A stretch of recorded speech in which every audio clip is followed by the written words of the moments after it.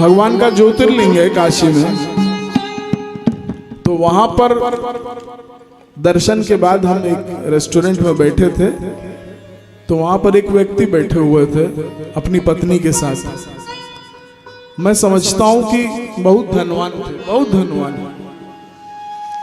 लेकिन बुरा मत मानना, चेहरा ऐसे बनाया हुआ था उन्होंने कि लगता था इनसे बड़ा कोई भिक्षुक नहीं। जो व्यक्ति के पास है उसका शुक्रिया है ही नहीं, जो प्राप्त करना चाहता है उसके लिए मर रहा है, रो रहा है। अरे जो दिया है उसका तो शुक्राना कर ले।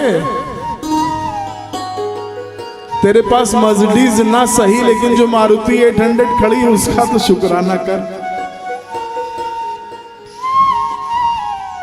क्या नहीं दिया भगवान ने तुझे। हमारा शरीर स्वस्थ है, हम भगवान की कथा कह रहे हैं, हम भगवान की कथा सुन रहे हैं, इससे बड़ी भगवान की दात और क्या हो सकती है। आप सोचो, गुरु पूर्णिमा का दिन है, बाबा की कथा को सुन रहे हैं, बाबा ने इस योग्य समझा, उसकी कितनी बड़ी हमारे ऊपर कृपा है कि भगवान का शुक्राना करना चाहिए कि नहीं। हमने फ्री में अपॉइंटमेंट ले लिया, बगल में बैठे थे, हमने कहा देखे सोच क्या रहा है। तो ऐसे देखे वो अपना बैठे थे पत्नी के सामने, पत्नी खाए पे खाए जा रहे थे और वो कुछ ना खाए। वो पत्नी कहे मैं मन नहीं है, मन नहीं है।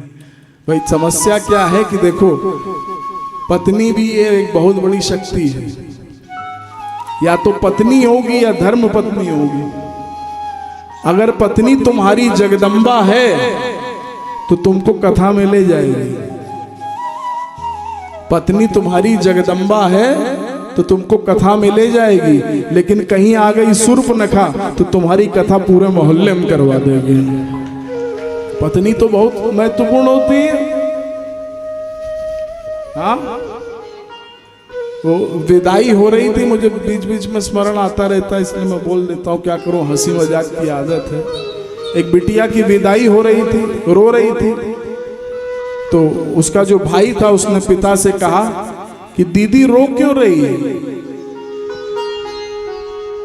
तो पिता ने कहा कि बेटा दीदी तो दरवाजे तक रोएगी,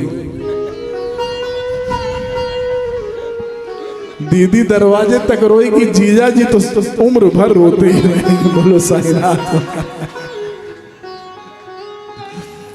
तो पत्नी का बड़ा हो, लेकिन वो अपना खा रही थी, खैर उससे हमें मतलब नहीं। हमने देखा उनके चेहरे को तो हम समझ गए इनको अपने बेटों से बड़ा कष्ट है।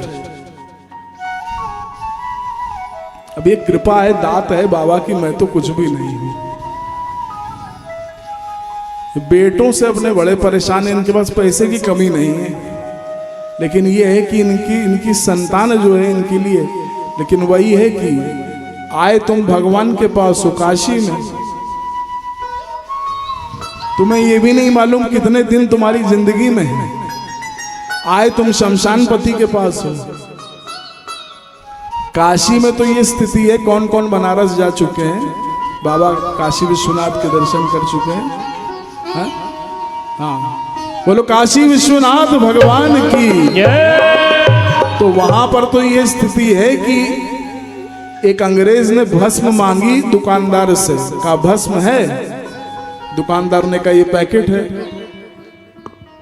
How much?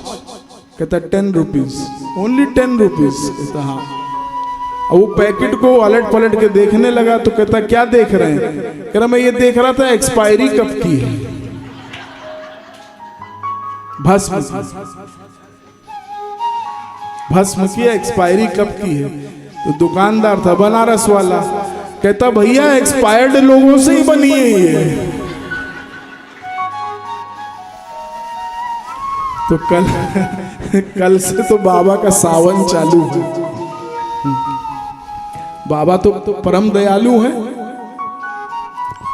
हाँ? बाबा से तो जो मांगो देते हैं।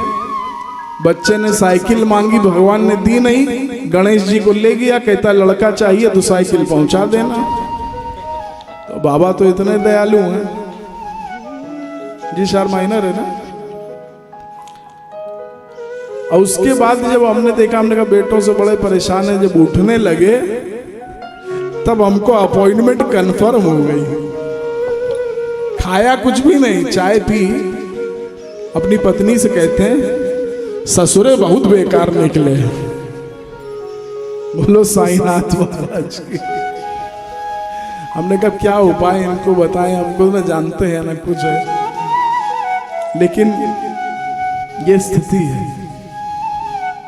परिस्थिति ये महत्वपूर्ण नहीं है, मनस्थिति महत्वपूर्ण है।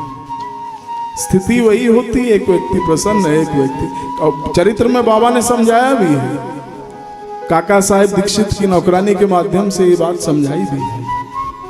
बोलो साईनाथ महाराज की।